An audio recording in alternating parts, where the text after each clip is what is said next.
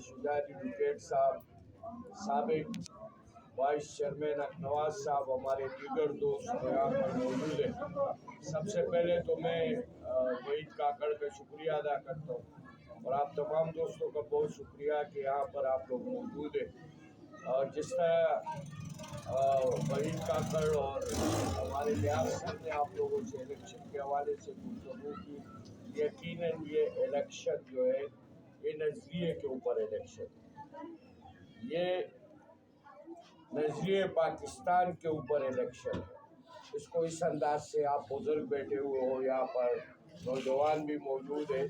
اس کو نظریے پاکستان کے طور پر اس الیکشن کو آپ لے رہے ہیں۔ یہ الیکشن ان قوتوں کے خلاف ہے۔ ایک طرف وہ قوت ہے جس نے ہمیشہ جو ہے اس ملک کو یرغمال بنایا ہوا ہے اور ہمارے اوپر امریکہ کی پالیسیاں مسلط کی۔ ایک طرف وہ قوت ہے جو اس ملک کو ہمیشہ غلام رکھنا چاہتی ہے، اور دوسری طرف وہ قوت، وہ شخصیت جو 75 سال میں اس ملک کو عمران خان جیسا قائد نہیں ملا، وہ شخصیت جو اس ملک کو آزادی دلانا چاہتے ہیں، امریکہ کی غلامی سے آزادی، اس فرسودہ نظام کی غلامی سے آزادی، اور یہاں ہم پر جو امریکہ کے ایجنٹ ہیں، جو پٹھو ہے، جو ایک ٹیلی فون پر ڈھیر ہو جاتے ہیں، ایک ٹیلی فون پر ایمل کانسی کو امریکہ کے حوالے کر دیتے، ایک ہی ٹیلی فون پر عافیہ صدیقی کو امریکہ کے حوالے کر دیتے، ریمنڈ ڈیوس کو امریکہ کے حوالے کر دیتے، امریکہ کے طیارے آ کے ہمارے اوپر حملے کر لیتے اور ان کی خاموشی ہوتی ہے اور یہ ان کے سامنے جھکے ہوتے۔ ایک طرف وہ قوتیں ہیں اور دوسری طرف آپ کا قائد عمران خان ہے۔ یہ آزادی کا الیکشن ہے، اس کو خود مختاری کا الیکشن ہے، یہ خود اختیاری کا الیکشن ہے، کیونکہ 75 سال سے یہ لوگ اس ملک کے اوپر مسلط ہے اور یہی امریکہ ساز پالیسی ہمارے اوپر مسلط ہے، اور امریکہ کی وجہ سے مسلسل ہم قربانیاں دے کے چلے آ رہے ہیں۔ امریکہ کی پالیسیوں کی وجہ سے یہ جو ہمارے حکمران چند ڈالروں پر بک جاتے ہیں اور قربانی جو ہے وہ قوم کو دینی پڑتی ہے۔ 90,000 ہمارے لوگوں نے قربانیاں دی ہے امریکہ کی جنگ میں، 90,000 لوگوں نے جنگ امریکہ کی، چاہے وہ رشیا کے وقت میں تھا افغانستان کے اندر، چاہے وہ ابھی امریکہ آ کے وہاں بیٹھا، جنگ امریکہ کی، اور قربانیاں پاکستانی دے، ہمارے بچے دے، ہمارے بزرگ دے، ہماری ماں بہنیں قربانیاں دے، ہم پہ ڈرون حملے ہوتے رہے، ہم مرتے رہے، شہید ہوتے رہے، اور ہم اقتصادی طور پر تباہ ہوتے رہے، اور چند خاندانوں کو امریکہ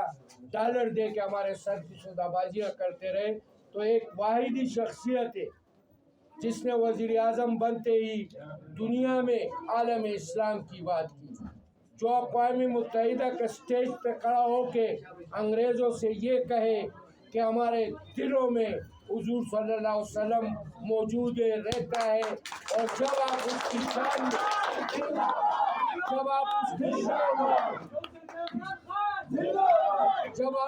شان میں گستاخی کرتے ہو تو ہمارے دلوں میں درد ہوتا ہے۔ جو عالم اسلام کی بات اقوام متحدہ کے سٹیج پہ کھڑے ہو کر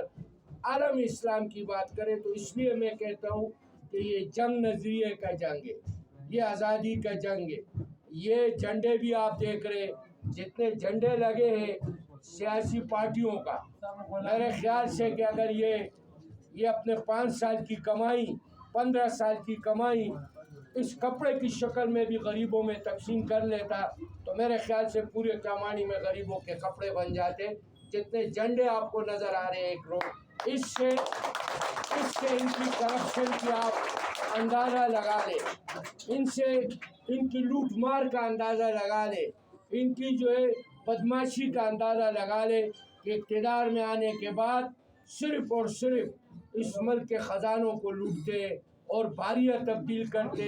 اقتدار میں ساتھ ہوتے، بائی ہوتے ہیں۔ ابھی 2 سال پہلے سارے مل کر امریکہ کے کہنے پر سارے مل کر جو ہے یہاں سے کراچی سے نکلے اور اسلام آباد تک گئے اور امریکہ کے کہنے پر عمران خان کی حکومت کے خاتمے کے لیے سب ایک ہو گئے، کیونکہ امریکہ کی مفادات تھی۔ امریکہ نے اس بہادر نے جو ان کا مائی باپ ہے امریکہ، اس کے آرڈر پر سب ایک ہوئے بھی۔ ابھی 1.5-2 سال پہلے آپ لوگوں نے دیکھا کہ سب ایک ہوئے تھے اور سب اقتدار کے اندر شامل تھے۔ نواز شریف جو ہے وزیر اعظم تھے، سب کے پاس وزارتیں تھی، آج پھر ایک دوسرے کے پیچھے لگے ہوئے۔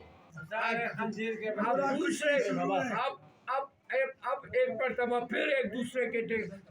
گریبانوں میں ہاتھ ڈال کے کھڑے ہوئے، ایک دوسرے کی پالیسیوں پر تحفظات، اعتراضات اور تنقید کرتے ہیں۔ دوستوں اور ساتھیوں، ان کو پہچاننا پڑے گا آپ کو،